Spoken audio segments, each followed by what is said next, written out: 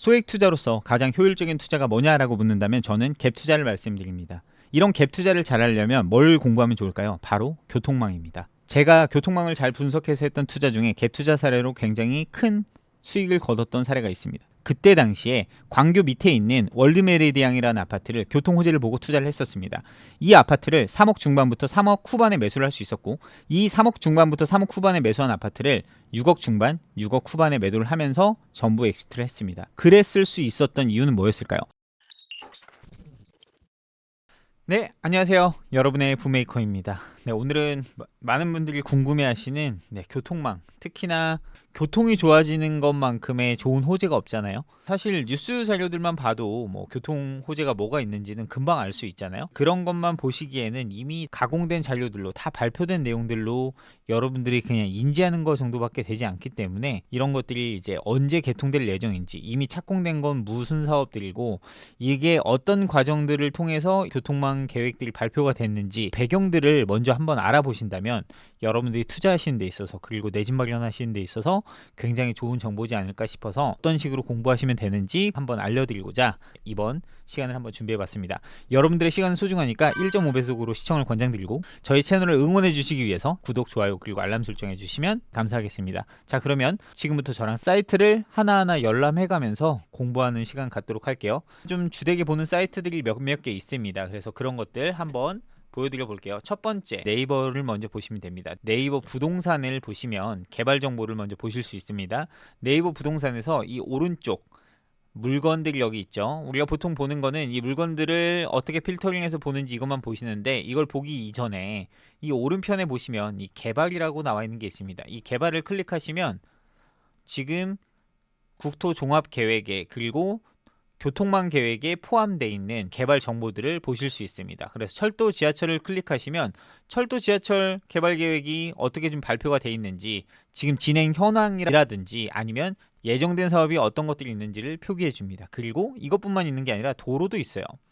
도로교통은 지금 고속도로는 어떤 게 추진 중이고, 국도는 어떤 게 좀 추가로 추진 중이고, 이런 정보들을 바로바로 하나하나 확인하실 수 있죠. 그래서 만약에 여러분들이 이제 이쪽 지역에 주거 상품이든 아니면 일반적인 부동산 상품을 투자할 때 신규 도로가 뚫린다는 것은 굉장히 큰 호재거든요. 그래서 어쨌든 유입이 굉장히 많아질 수 있고, 이동 자체도 빨라질 수 있고, 물류도 훨씬 더 수월하게 이동할 수 있다 보니까 훨씬 큰 호재들이 작용하는 게 그런 부동산 상품에 있어서는 국도나 고속도로일 수도 있죠. 그래서 이런 호재들을 바탕으로 한 것들이 이미 예정돼 있고 진행되고 있는 것들이 있거든요. 그래서 이런 것들을 살펴보는 습관들을 가질 수 있게끔 이 네이버 부동산에서 이 개발 탭을 꼭 클릭하시는 거 잊지 마세요. 그리고 개발 지역 같은 경우는 지금 보면 공공택지지구부터 신도시가 어떻게 형성돼 있고 도시지역이 어떻게 좀 개발되고 있는지, 이런 것들 하나하나 이렇게 눌러서 살피실 수 있죠. 그래서 검단 신도시 같은 경우는 지금 이렇게 검단 신도시를 클릭하신 다음에 이렇게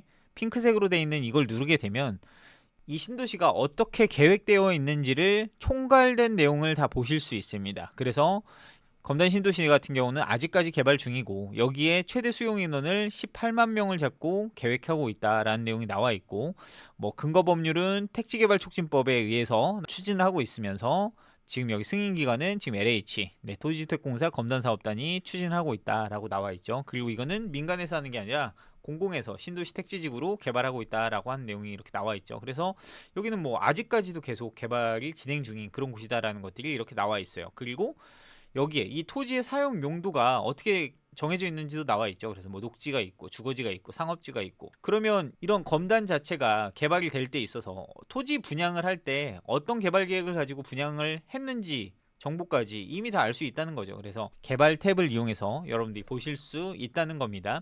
자, 이렇게 개발 탭을 보셨어요.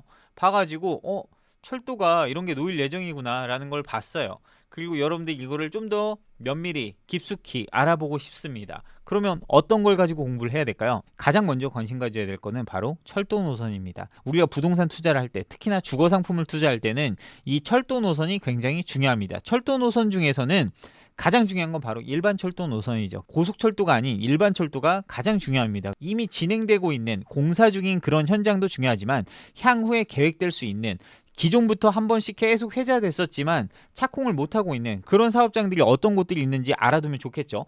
이미 공사 중인 현장은 당연히 알아둬야 되는 거예요. 거기에 그게 아니더라도 계획은 있었지만 충분히 사업성은 있지만 안 되고 있는 그런 사업장이 뭐가 있는지 정도도 알아봐 주시면 너무 좋겠죠. 그런 것들을 알아볼 수 있는 사이트들을 지금부터 소개해 드릴게요. 지금은 정보들의 신뢰도가 가장 높은 기관이 어딘지 알아두면 좋겠죠. 거기는 바로 국가철도공단입니다. 이 국가철도공단은 국토교통부 산하기관이에요. 그래서 이 철도와 관련된 그와 관련된 사업을 효율적으로 시행하기 위해 설립된 기관이다라고 나와 있죠. 이걸 왜 봐야 되냐면 여기에서 정보마당이라는 곳이 있어요. 그래서 KR 소식이라는 데를 보면 지금 진행 중인 사업장들 포함해서 관련된 사업들이 여기에 계속 공지가 됩니다. 예를 들면 월곡 판교선이 공사를 하고 있나요? 라고 한다면 여기 보시면 월판선 지금 건설사업 법무사 선정 계획을 하고 있네요. 법무사 왜 선정할까요? 등기할 일이 있을 수 있잖아요. 각종 토지와 관련된 내용들에 있어서 뭔가 등기할 업무들이 있을 수가 있는데 그런 등기 업무를 대행할 법무사를 선정한대요. 그럼 이젠 여기가 이제까지는 그냥 계속 말만 나오다가 실제로 이제 움직이려고 하는구나 라는 것들을 볼 수 있죠. 그러면 이것과 관련된 부서가 어딘지도 하나하나 다 나와요. 여러분들 궁금하세요? 그러면 전화해보세요. 이게 지금 법무사 선정계획 공고가 나왔는데 이게 어떤 것 때문에 나오게 됐나요? 라고 하면서 여러분들이 하나하나 질문을 던지게 되면 여러분들 하나 성장하는 겁니다. 맞죠? 지금 보면 여기 나오잖아요. 등기 공탁 업무 수행을 위해서 법무사 선정한대요. 그러면 지금 월판선 같은 경우는 209부터 1009까지 이제 등기 업무가 진행이 되네요. 뭔가 움직임이 있다는 겁니다. 자, 수원 인천 복선전철 간평한대요. 선정계획 공고 나왔어요. 그러면 와 이게 어디인데 지금 이걸 하고 있지? 이런 식으로 역산해서 관심을 갖고 보다 보면 야 이게 말만 나오던 곳이 이제 움직이려고 하는구나 라는 것들이 나오죠. 이런 내용들을 하나하나 살피기 위해서 여러분들이 이런 공지사항 먼저 보시는 겁니다. 그리고 여기에 뭐 있냐면 조달 공고가 있어요. 조달 공고는 왜 올리냐면 어떤 발주 계획을 얘기를 하고 그리고 이제 입찰을 올리게 돼서 여기에 이제 업체들이 막 들어오겠죠. 그러면 거기서 업체를 선정하는 겁니다. 이렇게 큰 사업, 특히나 국가에서 관장하는 사업을 아무데나 막 수의 계약할 수 없죠. 그렇기 때문에 공고를 올려서 거기에 이제 들어온 업체를 선정하는 과정을 거치는 거죠. 이게 이제 수원발 KTX 직결 사업 열차 제어 시스템 구매 설치하겠대요. 공고 올라왔어요. 이거 이제 진행된다는 겁니다. 뭐냐면 과거부터 계속 회자되었던 내용이에요. 수원발 KTX 직결 사업 계속 미뤄져 왔었습니다. 근데 이제 구매 설치하겠다고 공고 올라왔어요. 업체가 선정이 됐다. 진행이 되는 겁니다. 그래서 여기서 지금 공고 올라오는 내용들 이게 뭐 용역이든 아니면 뭐 물품 발주든 이게 어떤 것들인지 하나하나 보시면서 야 이제 이게 말만 나오다가 이제 직접 진행되는구나. 그럼 낙찰 결과가 어떻게 되는지 한번 확인하시고 이걸 보시면 훨씬 더 정확하겠죠. 그냥 흘러다니는 풍문에 속지 마시고 여러분들이 실제로 이걸 보시면서 야 이거 진짜 진행된 사업이 아니냐를 판가름할 수 있는 겁니다. 그걸 어디서 본다고요? 국가철도공단에서 보실 수 있습니다. 다 공개된 정보예요. 여러분들이 보시지 않을 뿐이죠. 그리고 정말 유명한 분이자 어찌 보면 철도망에 대해서 공부를 많이 하신 분들은 다 알고 계신 분이 하나 있어요. 누구냐면 바로 이분입니다. 미래철도DB라고 하는 이 사이트를 운영하는 이분이 정말 훌륭하신 분이에요. 대단하신 분입니다. 수학에는 현우진이 있다면 철도계에는 한우진님이 계십니다. 저는 이분 진짜 정말 엄청 대단하신 분이라 생각해요. 지금 뭐 철도 관련해서는 칼럼니스트로도 활동하시는 분인데 이 사이트를 운영하고 계세요.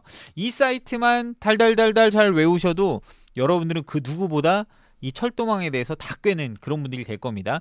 여기에서는 개통 시기별로 구분해서 지금 몇 년도에 어떤 노선들이 개통됐고 어떤 노선들이 개통될 예정이고 어떻게 진행되고 있는지를 다 설명해주고 있어요.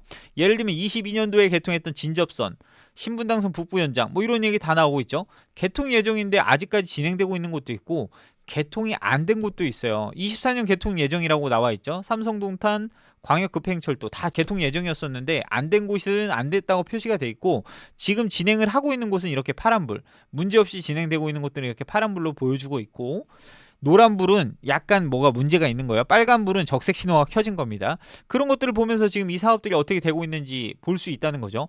작년에 제일 중요했던 건 바로 이 서해선의 개통이었어요. 서해선 지금 개통해서 잘 다니고 있죠. 그래서 뭐 작년 8월에 대곡수사선이 정확히 완공이 됐고 기존 노선에 추가가 아니라 신설 노선이고 어디서부터 어디까지 다니게 됐고 이게 이제 어떤 열차가 어떻게 다니게 됐는지 그리고 배경까지 다 설명해 줍니다.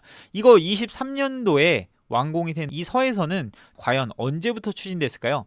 2000년 12월부터 추진됐었어요. 수도권 광역교통계획망에 그때 들어갔던 겁니다. 근데 이게 착공이 언제 이루어졌는지 보세요. 기본계획고시가 2008년, 8년 만에 기본계획고시가 됐고요.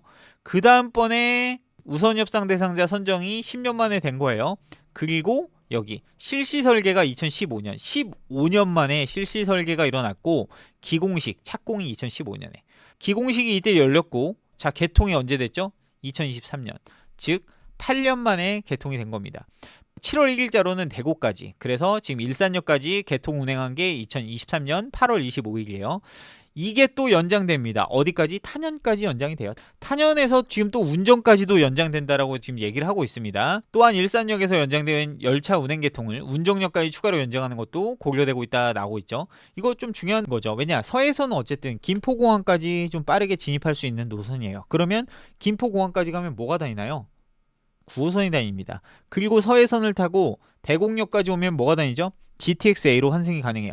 그렇기 때문에 이 운정역은 GTX-A 운정역이랑 다른 운정역이거든요. 그렇기 때문에 이게 다니게 되면 파주에서도 동부 쪽에 있는 야당역 인근에서 다니는 이분들은 이걸 이용하게 된다면 훨씬 더 빠르게 이동이 가능하다는 장점이 있어서 이 서해선이 굉장히 중요한 노선인 거죠. 그래서 이런 사업들이 쭉 진행되는 과정들을 이 사이트를 통해서 보실 수 있습니다. 자, 그리고 여러분들이 교통망 공부하실 때 기본적으로 국가철도망 구축 계획을 바탕으로 얘기를 하게 돼 있어요. 그래서 가장 먼저 보셔야 될 거 뭐냐라고 한다면 이 국가철도망 구축 계획입니다. 왜냐? 민자 사업이 아닌 나라 돈으로 지원이 먼저 나서 이루어지는 사업들이기 때문에 다른 것보다 빠르고 가능성이 훨씬 더 높고, 어쨌든 이 국가철도망 구축 계획이 올라갔다는 거는 시간의 문제지 진행은 될 수 있다. 그리고 훨씬 더 긍정적이다라고 볼 수 있기 때문에 그렇습니다. 그래서 4차 국가철도망 구축계획 같은 경우는 발표가 21년도 7월에 됐어요. 그래서 이제는 5차 국가철도망 구축계획이 예정에 있습니다. 이 예정에 얼마 전에 또 올라온 자료가 있거든요. 이게 굉장히 좀 중요한 자료예요. 뭐냐면 아직은 지자체에서 입안한 내용들까지밖에 없어요. 지자체에서 입안을 했고 나라에서 받아들여가지고 발표하진 않았습니다. 근데 경기도에서 지금 입안한 이런 자료들, 경기도에서 발표한 철도 기본계획입니다. 이번에 이제 5차에 반영시키고자 넣은 그런 내용들이죠. 여기 보면 좀 재밌는 내용도 많습니다. 서부선 같은 경우 아직 뭐 진행도 안 했는데 경기남부 연장한다고 하고 있고, 미래가천선 경기남부 연장한다고 하고 있고, 여기서 연장된 노선들 중에 사업성이 있고 진행될 만하고 실제로 반영될 만한 그런 사업들을 좀 많이 검토해봐야 되겠죠. 그렇지 않나요? 되게 재밌는 노선들이 많거든요. 게다가 인천 2호선의 안양 연장 같은 경우는 계속 논의가 됐던 노선이에요. 이게 연장되면 되게 재밌는 게 광명을 지나가요. 그러면 이 안양, 비산동 일대에서 광명까지 연장되는 이런 노선들이 또 같이 만들어지는 것도 있습니다. 그리고 여기서 보면 위신선, 위례삼동선 하남역 신설한다고 나와 있으면서 여기 아래로 연장되는 거, 광주 양평성도 광주 시민들에게 있어서는 굉장히 중요한 노선인데 이런 것들이 계속 회자되는 내용들이 많이 나와요. 게다가 5호선 김포검단 연장, 이거는 요즘 화두죠. 그래서 이런 노선들에 대한 논의가 그냥 막 나오는 게 아닙니다. 그래서 이런 게 어떤 걸 바탕으로 나오게 됐는지 이런 거를 하나하나 물어가면서 공부하게 된다면 굉장히 재밌겠죠. 여기도 보시면 모란판교선 지금 판교 연장, 8호선 판교 연장은 예전부터 나왔던 내용이었어요. 아직 확정되지 않았을 뿐이죠. 그런데 이게 계속 나오고 있고, 성남도시철도 1호선, 뭐 판교 5호선, 동백신봉선, 용인선 연장되는 노선, 그리고 북서원부터 수원을 가로지르는 수원도시철도 1호선, 월곶 105선, 그리고 김포 골드라인을 위에 양촌부터 지금 검단까지, 검단 5류까지 확장하는 이 노선, 가저동부터 식사동까지 연결하는 가자 식사선, 이게 지금 대곡 고양시청 식사선까지 이어지는 이런 노선까지 지금 막 제안을 하고 있어요. 근데 이게 지자체 제안이기 때문에 사업성이 명확히 있냐? 이거 판단해봐야 되겠죠. 어쨌든 부동산 공부를 할 때 이런 게 좀 가장 기본적이고 가장 필요한 내용이지 않을까. 물론 이렇게 생각을 확장하다 보면 끝도 없어요. 근데 여러분, 부동산 투자는 한 번 하고 끝이잖아요. 뭐냐면요, 여러분들 뭐 오늘 사고 내일 사고 모레 사고 계속 사는 거 아니잖아요. 한 번 사두셨으면 그 다음부터는 이런 공부들 해보시면서 그 다음 투자처를 준비해보시고, 이 다음 투자처에 나오는 뭐 어떤 경매 매물이 있다면 그런 것도 한번 공부해보시면서 그게 진짜 합리적인 가격이라고 한다면 저렴하게 매수도 해보시고, 이렇게 해나가면서 하나하나 늘려가는 거 아닌가요? 그렇기 때문에 어떤 배경에 어떤 자료들을 바탕으로 공부하는지가 여러분들에겐 굉장히 중요한 겁니다. 언제까지 남들이 가공해놓은 그런 자료들만 보실 거예요. 그런 거 보지 마시고 원천이 되는 이런 자료들을 한 번씩 보시면서 여러분들이 좀 공부를 하신다면 여러분들에게 있어서 중요한 경험이 되지 않을까 싶어서 넣어봤습니다. 그래서 이 경기도 철도시대 개막한다라고 하면서 막 이렇게 나오고 있는 내용들 하나하나 다음번에 좀 재밌어 보이는 그런 노선들부터 사업성이 충분히 담보되는 그런 노선들까지 소개시켜드리는 시간 가져보도록 하겠습니다. 자, 아직까지 구독, 좋아요, 알람 설정 안 하셨나요? 여러분께 도움이 되신다면 저도 이렇게 좀 재밌는 영상 좀 많이 찍어보도록 할 테니까요. 혹시라도 좀 부족한 내용, 더 궁금한 내용 이런 게 있으시면 언제든지 댓글에 남겨주시고 더 깊게 공부하실 분들은 저희 단톡방에 오셔서 같이 공부하시면 좋을 것 같습니다. 여러분들이 한 걸음씩 조금이라도 더 성장하는 그날까지 같이 응원하겠습니다. 자, 그러면 안녕. 저희는 지하로 나와서, 근데 지하가 아니고 지상입니다. 네, 주차장이에요. 여기는. 네, 주차장도 상당히 널찍하고요. 물론 낮 시간이라 자리가 더 많을 수 있어요. 근데 뭐 저녁 시간 때 한 번 더 보면 좋겠죠. 주차장은 저녁 시간에 보셔야 됩니다. 임장 가셔서 낮 시간에 보시고 와 여기 주차장 넓다, 주차 많이 된다 이러시면 저녁에 상처받을 수도 있어요. 사람들 다 채워졌을 때 봐야 됩니다. 그래서 밤 9시쯤 왔을 때 주차 현황을 보시고, 그게 리얼리티예요. 네. 뭐 막 저녁 5시 그때 퇴근하는 분 없잖아요, 그죠? 그때는 차가 안 채워져 있어요. 그래서 오후 시간대 가서 보시고, 낮 시간대는 어디를 보셔야 되냐면 공원, 그리고 놀이터, 여기 시설들을 이용하는 사람들의 연령대, 이런 걸 보셔야 됩니다. 네. 저희는 지금 단지 내를 보고 외부 공원 쪽 통해서 한번 다시 중개사무소로 이동해서 이야기를 좀 마무리 지려고 합니다. 아무래도 좀 단지가 되다 보니까 조경들이 뭐 되게 이제 막 해놓은 것 같은 생각이 전혀 안 들어서 그건 좋은 것 같아요. 그래서 여기 보고 제가 원천 중흥 넘어가서 또 보고 촬영해서 여러분들에게 많은 내용 전달할 수 있도록 할 테니까, 여러분들 뭐 하셔야 되는지 아시죠? 네. 좋아요, 구독 하셔야 됩니다. 그래야 제가 이게 뭔가 다니면서 뿌듯함이 있고, 네, 여러분들한테 내용 전달하면서 아 내가 뭔가 좀 하고 있구나 이런 생각이 들 거거든요. 그래서 좋아요, 구독하기 꼭 눌러주세요.